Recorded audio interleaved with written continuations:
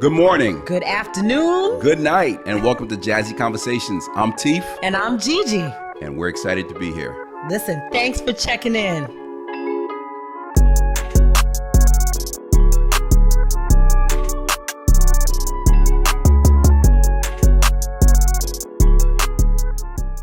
Welcome to Jazzy Conversations. I'm Teef. And I'm Gigi. And G, let's do it. We're back for another episode. Come on. You know, we just keep rolling. Listen, I'm excited about today because Yes. I've heard a lot about DJ Wino from the West Coast. The boy is hot. He's worked with, all of the best from the West Coast. Awesome. Too Short, all of them. Okay. Coolio, everyone. Okay. So I want to hear his story. Yeah. I know his contact said he's excited to come on the podcast. Good. So we're going to have him on in a little while. And Okay. hopefully all those people from LA that usually tune in, please tune in again, all right? Yeah. So, G, Yes. let's have some fun. You know I'm ready for fun, Teef. All right, so let's try a different game. All right. All right, here's the game. I'm going to give you a hint, and you're going to have to tell me what movie it's from. Okay? So I'm going to give you a hint. I'm going to say a few things, and you say, that's the movie. All right. All right, so here we go. Is this multiple choice? No. Okay. All right, so 5 movies. Okay. Okay, All right. here's the first one. All right. I don't want to give it away, but let me. Give let's it say- away. It's okay. No, let's say remember. The Lion King. Oh, Right? She got it. She Simba. got it. Yeah, I didn't want to Remember say. I didn't want to who say you Simba. are. I like this. Look at You know, I Kay. like Kay to got it. win. All Okay, right, let's go. here What we do go. got? Backpacks. Backpacks shooting in the air, trying to destroy. An alien? Bill. Oh, Bill. Bill? Bill and Ted's Excellent Adventures? Oh, who's in that movie? Bobby Brown. Oh, Ghostbusters! Ghostbusters. You got yeah. that one. All Would right. you threw all Bobby right. Brown in there? That's it. Yes. That's it. Okay, All here we right. go. Okay, let's go. I'm ready. White shirt, Mm-hmm. black tie, Mm-hmm. black suit. Men in Black. We are the Men in killing Black. it. She's killing I'm on it. a She's roll killing today, it. y'all. And she's happy about this one. All right, here we All right. go. I'm trying not to give this one away. I'm going to college. Uh-huh. I'll play you. Play me for what? I'll play you for your heart. This is Love and here Basketball. we go. Here we go. Did I get, was that 5? That was 4. That's 4.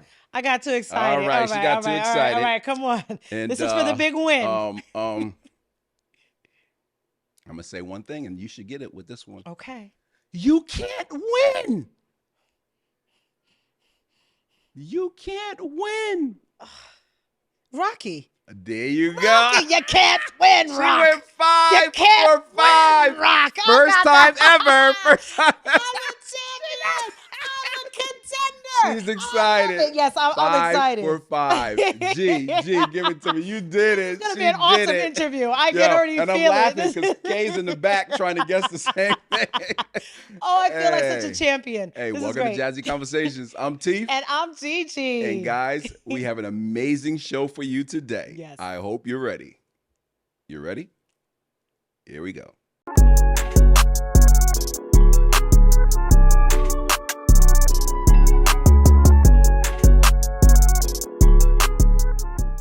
Welcome to Jazzy Conversations. I'm Teef. And I'm Gigi. And ladies and gentlemen, we're so excited. Look who we have on the screen. Come on. DJ Wino. Yes, welcome to the show. There you go. West Coast. You're gonna throw up that West Coast. That's real easy to throw up, bro. There it is. You know? Look at that. Hey, G just finished saying. We could tell where you are. We That's can West tell Coast. where you are. Oh, Look at that. Oh, he's showing come off a on. little bit. He's showing off. Breaking my It's heart. Sunday, man. I'm trying to do it easy like Sunday morning. Easy like Sunday morning. That's right. Well, it's only like 58 degrees here, so We're a little jealous over here. What's the weather like out there in LA? Well, you know, I'm not in LA right now. I'm in Vegas, man. We had Oh. a marina in Vegas. Okay. I reside in Vegas now. I moved from LA about 20 years ago, Okay. and the taxes was killing me. And I told them, I'm gone. Okay, a reason to okay. leave. Taxes, it's something. Hey, they was tearing me up. They was trying to make sure I couldn't make it with the taxes. Oh man. You know, Wino, so I came to Vegas where they don't have a state tax, and I Mm, started all my businesses from over here. mm. okay, okay. All Just a little right. bit of game for all the ones that don't know how it works. There you go. There There you you go. go. Now you're a hit producer. Hit producer. You work with some of the greats. We already know Too Short, Montel Jordan. Of course, Coolio. Coolio's the big one. Mm-hmm. We want to get into that, and we just want to get for people on the East Coast and people that don't know about DJ Wino. We want to get your story. We want to go through the process with you. We know you've been So, doing it for many years, but for people over here that's looking at the screen saying, "Teef, Gigi, who is this?" Tell us your background. right. Well, man, look, it started like most of the kids with the love of music. We started spinning. I started learning my technique around 1979, 1980 when I fell in love with the 1200s.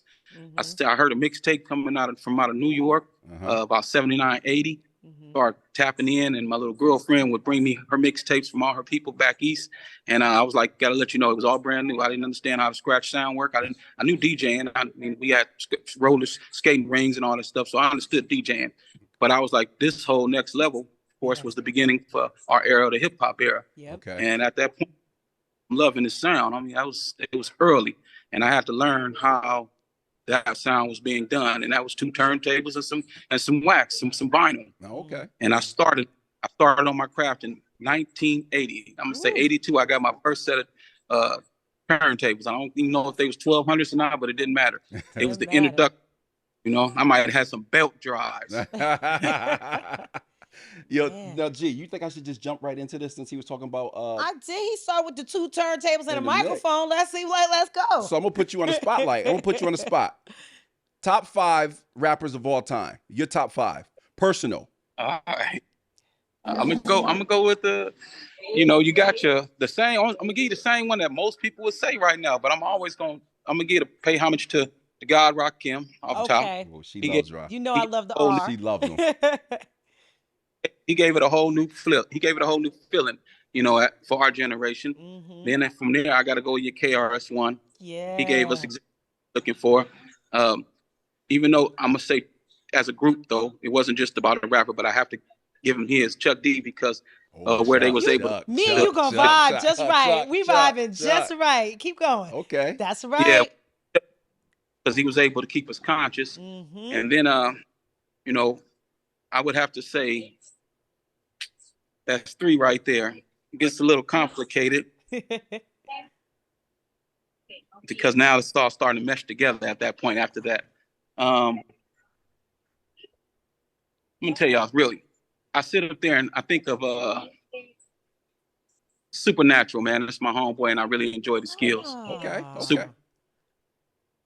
Now, and that was done strictly behind him having a way to get the point across without on a battle scene, straight up battle lyrics on some straight battle. So I remember the mad skills in Supernatural battle. Let me see. From there, I know I twisted y'all with the Supernatural because I didn't go back down. I know mad skills. That's I'll do my research. That's all right. Because I didn't go down that commercial line that everybody thought I was do. You think I would say a lot of different people that had different kind of success. But the next one, man, besides Supernatural, it gets real complicated, bro. Because it's not about money or any of that on this song. It's people out there that never got their proper recognition, man. Right. So they're lyrically tight. Yeah, but I'm a flip to the West on this one because I raised him. Razzcazz, man. I raised him. Razzcazz. I remember. These are names I remember. Okay, Look, he said, okay, yes. All right. And the funny part, go ahead. I'm sorry. Those are my favorite guys, man. Love it. I was sitting back, wow, like he's not saying anyone on the West Coast. I was surprised by that. But I appreciate it. Yes. Now, G, you have any questions for him? Of course I do. Well, I want to know straight because you talked about like you got these mixtapes back and forth from the West Coast to the East Coast, and you're doing all that. But what was it like on the West Coast when you were DJing? You said you talked about roller skating. Is that where the scene was? Is that where you were doing your thing? House parties, and then we started basically like anybody else, but it was the house parties that we were breaking in the 80s, and then we would do halls. We'd have big halls where we do our battles at. Yeah. So We had crews, of course, like anybody else. And most of those crews were, if we was trying to go for it, be the best crew gets the job. So we had people like when Dr. Dre and then was still DJing, we was trying to make sure we see Dre wherever I can catch him at. I'm looking for the world-class wrecking crew. You know, people like Joe Cooley. If I had the opportunity, I would love to see him. Aladdin. I mean, we was just trying to make our names, you know. So DJ Pooh and them already had spots. They were DJing. It was just about having that tight crew so you can have your own little, you build your own little fan club. Like today still, you build your own, your fan base. You know, so we would, but house parties is how we got paid. So we do the house parties. We did anything when they told we can get paid, actually, to keep it 100. But our ultimate goal was to always bring that crowd and make our own promotions at our local hall. You know, so I would say somebody, for us, they would say, hey, we're gonna get this place called Big John Hall. They only gonna charge us $700 total. And then we have a sound system. We go for there. So it's up to us to pack it. We got to pack the place. And at that time, it's what the job was, packing it, because we was all in school still. So you pack a place out, we all make money. You know, we start understanding the concept of what it means to get paid for your craft.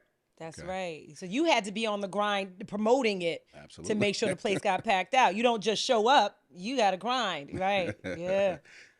You usually created that promotions by having, you know, what they would consider competition. You know, what they want to say was never beef, but it was always clean competition for the DJs. You know, I cut your ass up. If you don't believe I can cut you up, come over here and get cut up. And if that don't, get that battle, wins, get that battle energy going. That's right. Love it. We knew it was a dance that we was promoting, so we made sure you still enjoyed yourself. But and since it wasn't MCs involved at this second, the MC was just somebody to keep the, you know, master ceremony was to keep it hype. Move the crowd. He didn't have a job yet. So that came in later. It was really just a DJ scene for a second. And all we did was keep it cracking, keep the music going, send them out right. Try not to send them out with a fight. Yeah, that's right. So DJ Wino, okay, so you've worked on some big songs. Tell us some of them, because I know you work with Montel Jordan. This is how we do it. This is how we do it. This is how we do it. Yeah, that was a super huge song. I remember I got that call one day from Russell. It was Paul Stewart. DJ P said, "Hey man, I'm over here.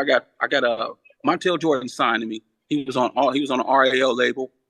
Let's see him. They called me and said, yo, we need a remix. It's missing something." And I heard it. It already had Slick Rick. It had Children's Story in there. And then I sat up there and listened to it. It was missing that bottom. It was missing that thump that it needed just to make make the pants leg shake. So we made put the drums up under it, made it a little beefier, so it had a little bit of street appeal. And that's what they always call Wino. They call Wino out. I gave you just a little bit of street appeal. And then that's all it took. It already had that mainstream bang. And next thing you know, I look up and I'm like, damn, did I get any royalties for this one? I mean, I know that was a remix. Absolutely. And that was a banger. That was his biggest song ever. Banger. You still hear that when you go. That's on the cycle, no matter what. That'll be playing for 50 years from now. That's a I think so, man. I think it's still around. And like you said, besides Coolio was my main guy, man. Once he left the Mad Circle and said, Wino, we got introduced, bro. I'm gonna go straight into it if you don't mind, about how me and him met. No, please. That was the next question. Yeah, please. Yeah. It's all good.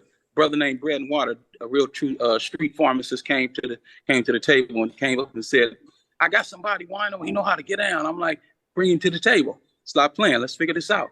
He said, man, yeah, I'm gonna bring him to the table. Coolio from Compton, and I'm from Carson. They about 5 minutes away from each other. And when he brought Coolio through, Coolio said, man, look, I'm trying to do something different. You know, I know you know what it is. It's Mad Circle for death and for life, though. It's all Mad Circle. And I was respect out of that. I understand. And I said, okay, well, we're going to come up with something. And just to keep it one, man, we sat up there, Bread and Water introduced us. We worked on a demo. We had 4 songs.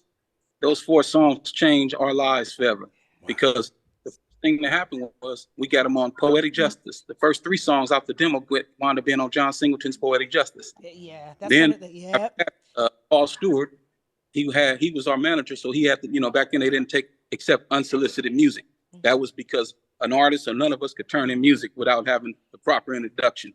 So they wouldn't accept unsolicited music. You needed to have a manager walking the door. So I had my Jewish homeboy, which was Paul Stewart, as a manager. He walked his ass. Got us a deal at Tommy. And if I have to say anything after that, from Tommy Boy, It was a fantastic voyage of Gangsta's Paradise, and the rest is history. That's right. I Now, mean, come on. Those are bangers. Bangers. And that's under you. Now, you created those songs.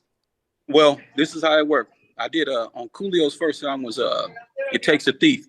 I did, out of 16 songs, I did 12 of them. So I had all the main songs on there. I hit the cap. What happens is at 12 songs, they put a cap on your production. Okay. So I made sure 12 songs because I wasn't going to get paid for it. There is a true cap on how much you can produce on an album before you're not getting paid. Okay. So it don't make sense to do the just do it for free. That's right. That's right. So I stopped my 12 song cap. And then after that, I did Gangsta. I did A Fantastic Voyage, lead single, County Line. I did all the main things on that one that made that album do what it's supposed to do. After that, I took a different position because I said, okay, I didn't have enough material. I wasn't ready to go into the next album, which was Gangsta's Paradise. So I executive produced the project. I oversaw all the production, made sure I hooked up with Doug Rashid, who actually produced Gangsta's Paradise. Okay. So that brother, respect for that. And me and him sat down, we built. He told me, this is it. I said, it is it. That's my job, just to go ahead and say it is it. And it was. And then I laughed because I didn't think it was it, though. But it was it. It was it. It was definitely it. Yes. So a couple of weeks back, we had Christopher Kidd Reed on, and he was talking about Coolio. Now, this is your interview. We want to hear about you. But what was it like working with Coolio? He talked about him with such reverence about what a great guy he was. Did you have a similar experience with Coolio? Yeah, I'm 35 years. Me and Coolio started in my garage. So it's 35 years of a relationship that was good for 35 years. So, you don't have that kind of, you don't have that many years if it wasn't good. Right. There's too many people. We never had no beef, no funk. Had, moments where I had to sit up there and think about things a little deeper. That's natural. Because that's the nature of the business along with the, but never no animosity, never no fisticuffs, never no cuss out. We ain't never even called each other out our name. I mean, just to keep that out. We ain't never looked at each other no different than, what up, Juan? How you feeling? They cool? Yeah, yeah, this and that. So it was always good. He took a good advice. He would listen. He appreciated my opinion, just like I appreciated his. And we was able to gel. I still DJed for him. This whole last I went on tour and DJed for the whole last couple of years. He's freezing. Wow. So you all really stayed tight. We want to tell you, DJ Wino, we can hear you very clearly, but you've frozen on the screen, so we don't get to see the majesty of your profile. But just to let you know, we're going in and out on your picture. Need me to leave? You need this table? No. I'll buy you lunch if you just can join this table together. Oh no, and how about this? Take this table and I'm gonna get a different one. There we go. We just gotta readjust. We just readjust. Little hospitality. Love it. Yeah. So we want to. So go ahead. Now you're working on a big project right now with Coolio. Tell us about that. Yeah. So prior to Coolio leaving, when it was COVID time, we started on a new album. Okay. And that new album, of course, we never intended on it being the album that would become his tribute album, basically, or fall with all the posthumous releases and all that we're about to do. But as fate took its own destiny, this is the project. It's Coolio's last album. So, Long Live Coolio is what I titled it. I have 14 songs on it. Ironic. I did 14 songs. I don't think I have another producer on this album. So. Wow. It's all me. Wow. Starting with me and it ends with me. Wow. Now when does that come out? So we've already started the releases. Too Short is on the first single, as you guys know. We got Naughty by Nature. Tretch is on the second single, which is his actual tribute single. Okay. And we call it that song is called A Star Is Born. Yeah. So and it was it's the one that's meant to really pay tribute and homage to Coolio's legacy. Okay. So we also have West Coast, a lot of West Coast. Like Kid Frost, shouts out to my Latino homies. So Kid Frost is on there, true pioneer for the West. Yeah. A lot of outside. We got brothers from Colombia on there, Sejas Negras from the Crack family. Oh, it's so many people on this last album, man. Yeah. Wow. Yeah, I know you were on a set at one point with I'm sorry, it's freezing. Uh-oh. Can you hear us? There we go. We're back. I think we got you back. There we go. There you go. I said I know you was on set at one point with our guest Billy Moss. Is Billy working with you on this album? Billy is working with me. Oh, Billy's working. That's a live wire too. Yeah, he's going in. Billy's working hand in hand with me, man. Billy's the man. He's actually Billy is handling every single part of the. He's helping me out with the business because, of course, I can't pretend like I can take all that, wear all the hats at the same time. I can't. So the album is owned by myself and Coolio. Coolio's estate and I. We 50-50 on the album, and Billy's the man. He's running the back on all this. Billy's amazing. Billy's amazing. So okay, so a few more questions. Tell us some other artists that you've worked with. Now we've heard Tretch. We've heard, of course, Coolio. Too Short, Montel Jordan. I know you're on the West Coast, so who else? Have you worked with Snoop Dogg? You know, it's funny. We haven't sat up there. We've never done a song. Okay. I've worked with Tupac. Me and Pac have some music. Let's see. Yeah. That's the biggest. That's my favorite, by the way. That's of all time. If you ask me my top 5, number 1. I could have put him in that top, but I couldn't actually. I know it's tough. He's my Jordan. He'll never change. But okay. I'm gonna have to ask you your age, bro. What's your age? 49. Okay, that makes sense. Okay, now there you go. It's the generation things, I believe. You know, I'm 55, so I have my teenage years was done with the people that I said. So I grew up to that. You were right there with Pac. Absolutely, absolutely. Yeah. Nas and I are the same age. So we all, that generation. Yeah, that generation. Yeah. So Tupac was one of the guys I worked with. From there, a lot of, I can only think of, so like I said, I don't just go by big MC Breed, rest in peace. Breed, yeah. Okay. Ain't no future in your front. Let's see. I'd have to look at my little catalog list to really be on it, because it starts to go into things that whether or not it was a hit or not, it was still production done on it. You know, because I got people like Trady from Snoop Dogg and them camp. So you know, I got they from the East Siders, just to be clear. Oh yeah. We got people like Sebo, which is from Sacramento. Yeah. I know about Sebo. Absolutely. Yeah. And what about E40? I have not worked with 40. Okay. All right. I work with 40. I would think all this is still it's still happening though, because I'm still here. So absolutely. Yeah. No. So I think I was asking you if there are any artists that you want to work with that you haven't had a chance to yet. You know what? I would say, I was just about to tell you, Snoop and I, our relationship is great. So it has always been in the pipeline. I mean, that's something that's always been there for me. You know, it's just all about timing on certain things. So yes, I can't wait to finally knock out the stuff I'm gonna do with Snoop. Let's see. Besides Dog, it's plenty of people. Right. It's plenty of people. Yeah. It's plenty of people.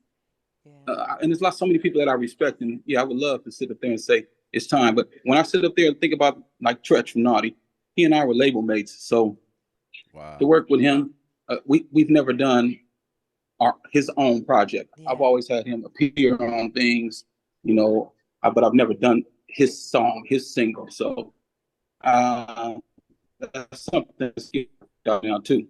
So I can think of like most of the people the people I'm personable with.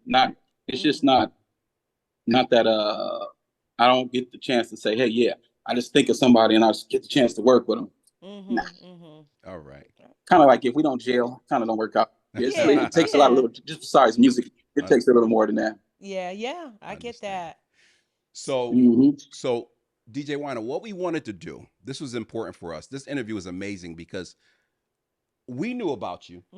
We wanted people on the East Coast to know how amazing you are. Now, we learned a lot about you already, about some of the artists you're working with. But we want to give you the opportunity, open dialogue, to just tell us what you got going on so they can know and search you. Where can we find you? Tell us where people can find you, what you're working on, et cetera, et cetera.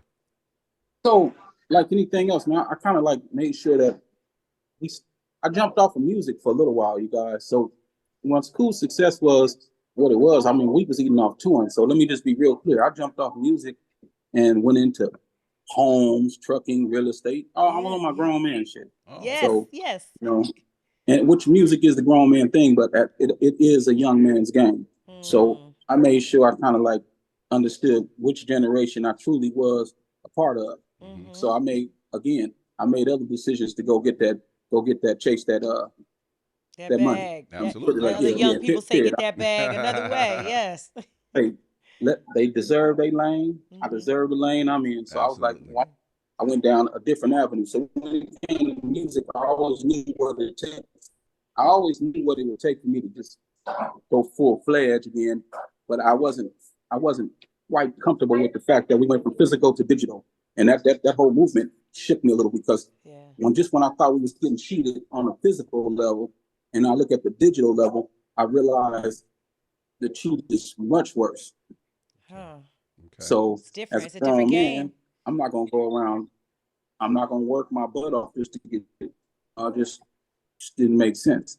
Okay. So this Coolio project is the main thing that gave me opportunity to stick my feet back in it, so I can get a full scope and understanding that it was going to take, knowing that, well, if I get a million a million streams, we only gonna get $3,500. It's a whole lot of work. Another level. Yeah, I hear you. Right. Yeah.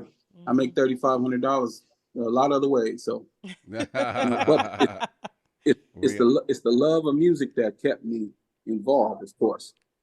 So yes, other projects, I'm not in a hurry to say it, because I'm gonna finish this Coolio's legacy first. I'm gonna finish Cool's Long Live Coolio. I'm gonna drive that album until there's nothing else left.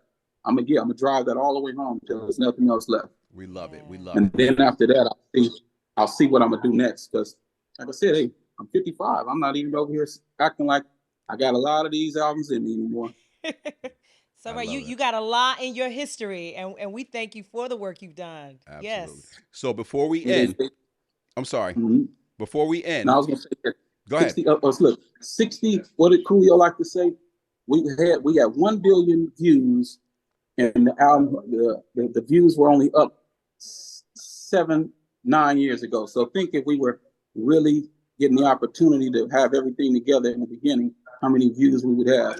So we have 1 billion now. 1 billion. We have 1.3 billion now. Come on. I'm loving it. Big shout out to you. Big shout out to God, and God bless. Big shout out to you being a loyal friend. Yeah. 35-year friendship. That's very important. I think that's what we got from this. Loyalty. That's right. And for your friend, your buddy. So on behalf of Jazzy Conversations, before we end, my partner has 3 important questions to ask you. I'm gonna ask this, right? Now, we need to know what your top 3 podcasts are that you listen to. It's okay if you only got one, but we want to know your top 3. All right, here it is. So I just got on the Drink Champs. I'm on their heels because I'm loving it. Nori helped me out. Nori did a good favor. I'm going. She got me. Listen, DJ Wino. I don't want any problems with you. But right now, you are on Jazzy Conversations with Teef. I'm giving you 1 to 3. So, all right. Okay. Well, we gotta let you finish. I hope you're working backwards. Listen, I'm giving you the backstory. I'm giving you the backstory. Okay. Don't why too. Nori hooked me up with MC Shan, and because we had him do the bridge, piece of a hook over for me. So that was super important. Yes. And I had to support him.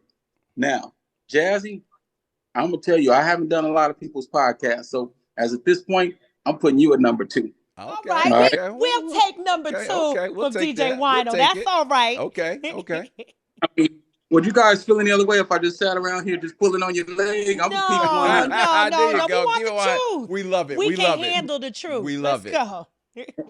And I have a number 3 right now. I'm always, Premier is one of my homeboys. I love Premier, so anything that Premier is doing, I'm watching, and I'm a part of it. So absolutely. All right. Wow, I love DJ it. Premier. We in good company, man. We in good company. I love it. You named some people that we absolutely love. Yeah. Listen, on behalf of Jazzy Conversations with Teef and Gigi, I'm Teef. And I'm Gigi. DJ Wino, thank you so much for being on.